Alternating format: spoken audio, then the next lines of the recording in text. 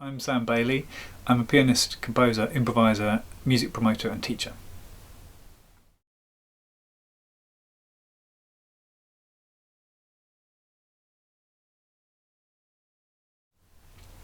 When I was invited to do the lecture, I was flattered and I said yes.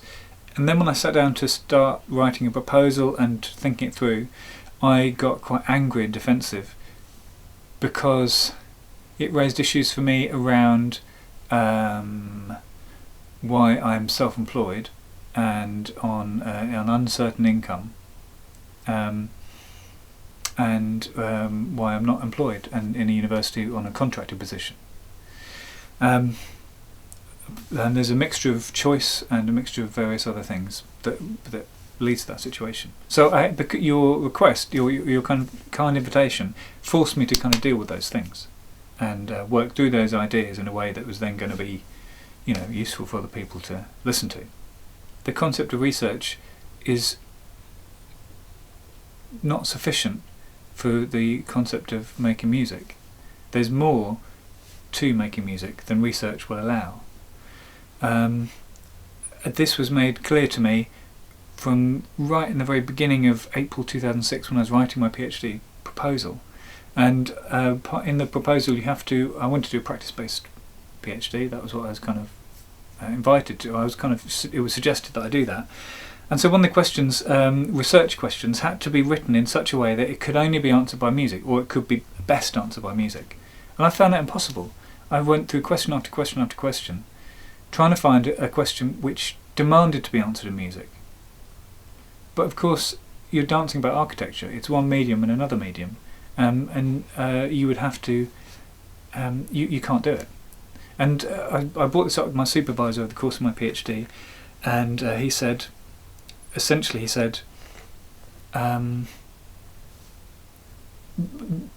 stop worrying about it.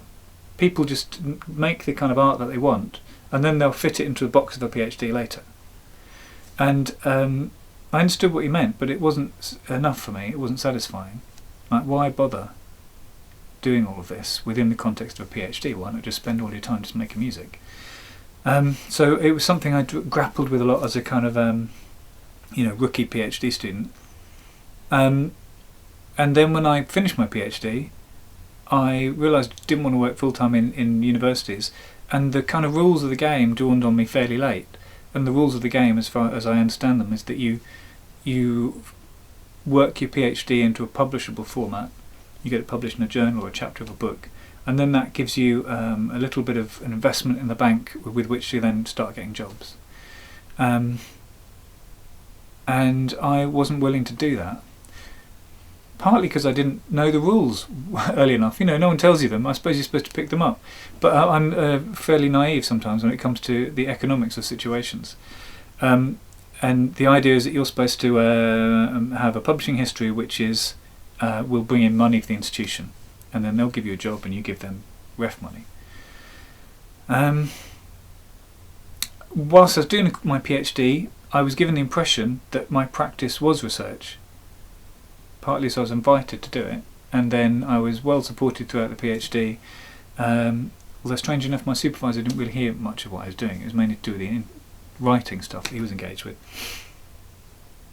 But in the real life outside of PhD, in order to get your music making on an even footing with a published peer-reviewed article, you have to have it on BBC Radio 3, or you need to have performed in Paris, Milan and Tokyo. None of which are related to the quality of your research. So, necessarily.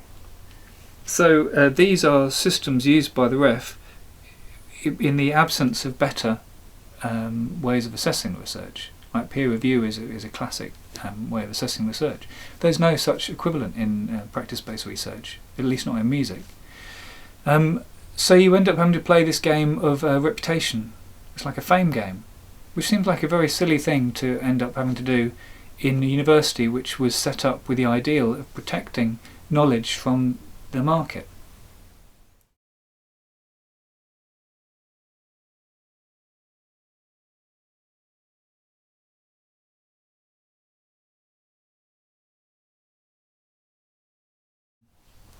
Well, the short answer to that is that I didn't really. I just wrote the words, and I knew that it was going to be fairly loose how the two things would relate, because the talk and my practice is all about improvising, so I didn't want to lock it down.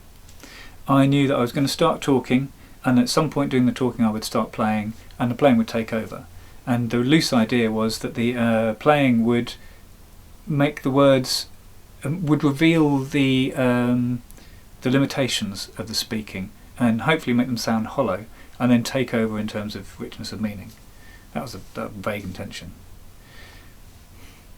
In the end, what happened is I continued talking, and finished without any music, and just, it didn't go to plan.